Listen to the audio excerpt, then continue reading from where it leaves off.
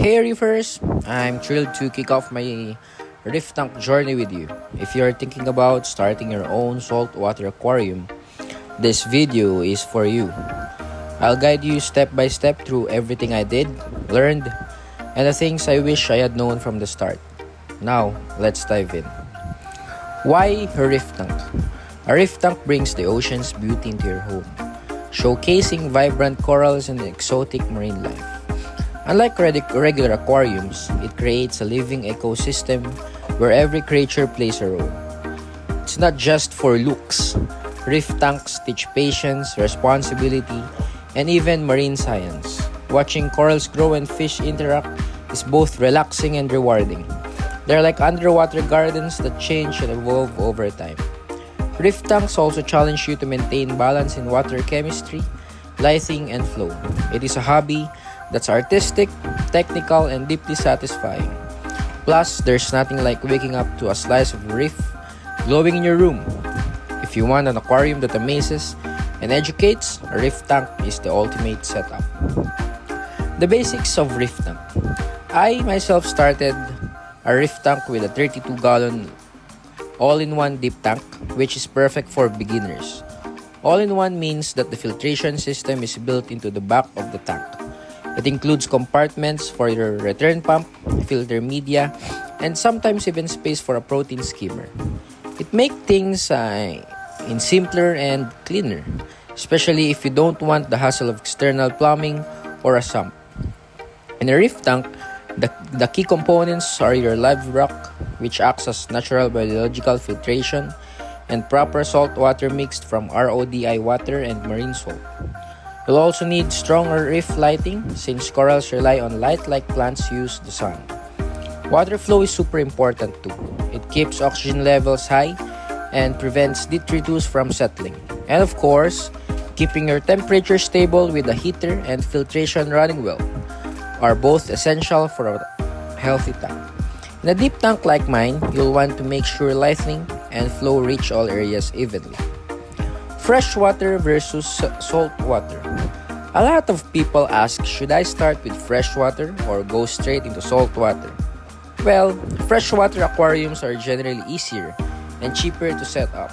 You can get started with basic equipment, fewer water parameters to monitor, and fish that are more forgiving when it comes to mistakes. Salt water, on the other hand, especially reef tanks, require more precision. You're not just managing fish, you're balancing salinity, calcium, alkalinity, magnesium, and more.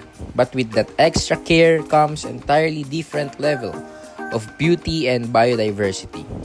Saltwater fish are more colorful, and adding corals brings your tank to life in ways freshwater just can't. It's a challenge, but one that's super rewarding if you're willing to put in the time and the learning. What makes a reef tank different? What sets a reef tank apart is that you're building a full living reef ecosystem, not just a fish tank. The corals are alive and they need proper lighting and stable water conditions to grow.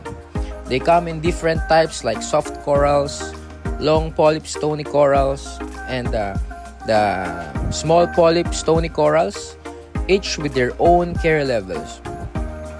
Lighting is much more important in reef tanks because corals use light to create energy through photosynthesis.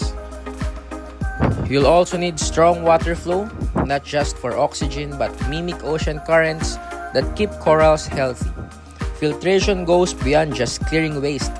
You'll often need biological filtration, sometimes a protein skimmer, and a live rock that hosts beneficial bacteria. Everything has to work together: light, flow, filtration, chemistry to keep the ecosystem balanced. It may sound complicated, yes, but once it's running smoothly, watching your reef tank grow and evolve is one of the most satisfying experiences in the hobby. Let's go on to the water chemistry and cycling. Of course, before adding any fish or corals, your reef tank needs to go through a process called nitrogen cycle. This is when beneficial bacteria grow and establish in your live rock, sand, and filter media. These bacteria help break down harmful waste like ammonia into nitrite, and then into nitrate, which is less toxic. This cycle usually takes 3 to 6 weeks, and during that time, you'll test your water regularly. You'll know your tank is fully cycled when ammonia and nitrite are zero, and nitrate starts to show up. Once your tank is cycled, you'll need to monitor a few key parameters to keep everything healthy. Just a note, stability is more important than perfection. Once your tank is cycled and stable, you're ready to slowly add livestock. Some tips for corals and fish. So, on my experience, my first livestock was a green star polyp, or in short, GSP, and a pair of clownfish. Well, green star polyps are one of the best beginner corals out there. They're super hardy, can handle small mistakes, and grow really fast. They can this nice neon color and wave beautifully in the flow. Just make sure to keep them on their own rock, because once they grow, they'll spread fast and can take over nearby corals.